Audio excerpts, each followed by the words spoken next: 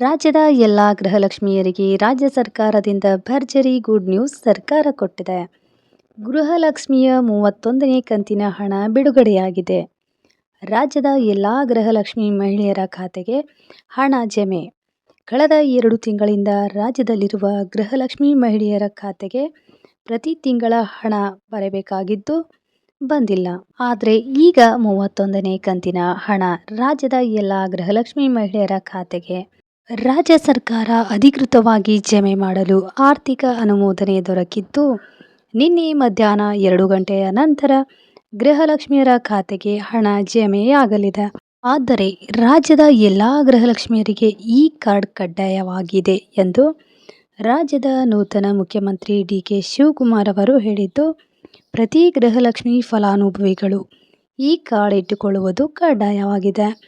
ಒಂದು ವೇಳೆ ನಿಮ್ಮ ಬಳಿ ಈ ಕಾರ್ಡ್ ಇಲ್ಲ ಅಂದರೆ ಹೊಸದಾಗಿ ಮಾಡಿಸಿಕೊಳ್ಳಬೇಕು ಅಥವಾ ಯಾವುದೇ ರೀತಿಯ ತಿದ್ದುಪಡಿ ಇದ್ದಿದ್ದರೆ ಮಾಡಿಸಿಕೊಳ್ಳಿ.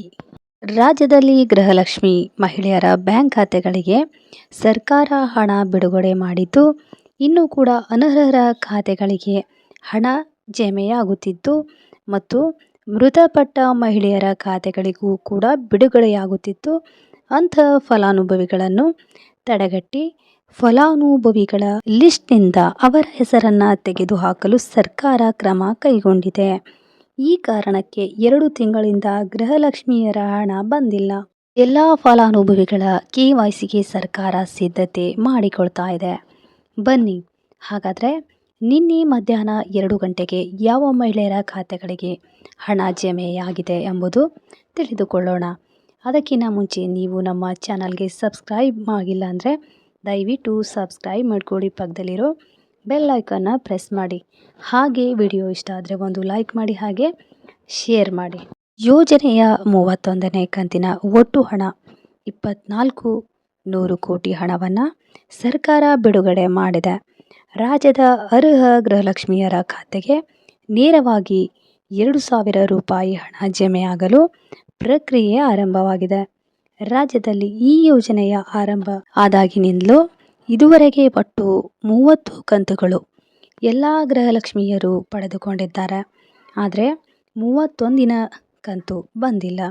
ಈಗಾಗಲೇ ಭಾರಿ ಪ್ರಮಾಣದ ಹಣವನ್ನು ಮಹಿಳೆಯರ ಸಬಲೀಕರಣಕ್ಕಾಗಿ ಹಂಚಿಕೆ ಮಾಡಲಾಗಿದೆ.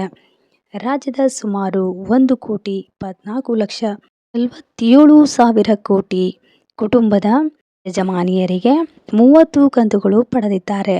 ಒಟ್ಟು ಅವರು ಹಣ 60,000 ಪಡೆದಿದ್ದಾರೆ. ಆದರೆ 31ನೇ ಕಂತಿನ ಹಣ ಬಿಡುಗಡೆಯಾಗಿದೆ.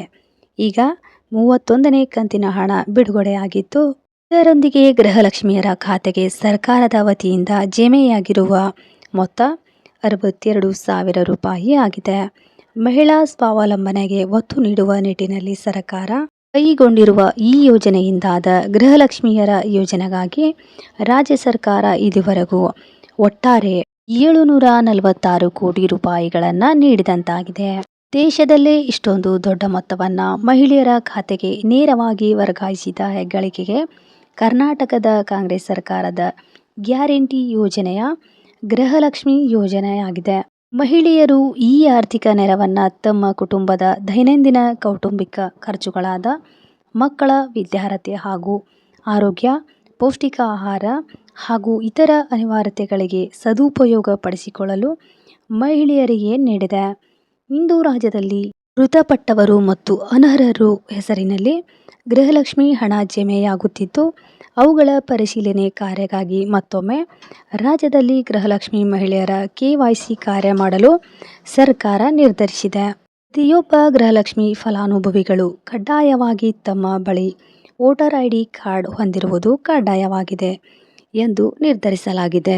ಅದಕ್ಕೆ ತಕ್ಕಂತೆ ವೋಟರ್ ID ಕಾರ್ಡ್ ಮಾಡಿಸಿ ಅದರ ಆಧಾರ್ ಕಾರ್ಡ್ನಲ್ಲಿರುವ ಹೆಸರು ಮತ್ತು ವೋಟರ್ ID ಕಾರ್ಡ್ನಲ್ಲಿರುವ ಹೆಸರು ಒಂದೇ ಆಗಿರಬೇಕು ಮತ್ತು ಆಧಾರ್ ಕಾರ್ಡ್ನಲ್ಲಿರುವ ಜನ್ಮ ದಿನಾಂಕ ಮತ್ತು ವೋಟರ್ ID ಕಾರ್ಡ್ನಲ್ಲಿರುವ ಜನ್ಮ ದಿನಾಂಕ ಕೂಡ ಒಂದೇ ಇರಬೇಕು.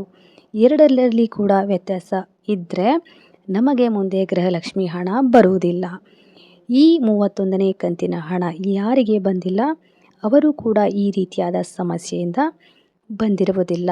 ಆದಷ್ಟು ಬೇಗ ನಿಮ್ಮ ವೋಟರ್ ಐ ಡಿ ಕಾರ್ಡ್ನ ಹೆಸರು ಮತ್ತು ಜನ್ಮ ದಿನಾಂಕವನ್ನು ನೀವು ಆಧಾರ್ ಕಾರ್ಡ್ನಂತೆ ಸರಿಯಾಗಿ ತಿದ್ದುಪಡಿ ಮಾಡಿಕೊಳ್ಳಿ. ಈ ವಿಡಿಯೋ ನಿಮಗೆ ಯೂಸ್ಫುಲ್ ಅನಿಸಿದರೆ ದಯವಿಟ್ಟು ಒಂದು ಲೈಕ್ ಮಾಡಿ ಹಾಗೆ ಶೇರ್ ಮಾಡಿ.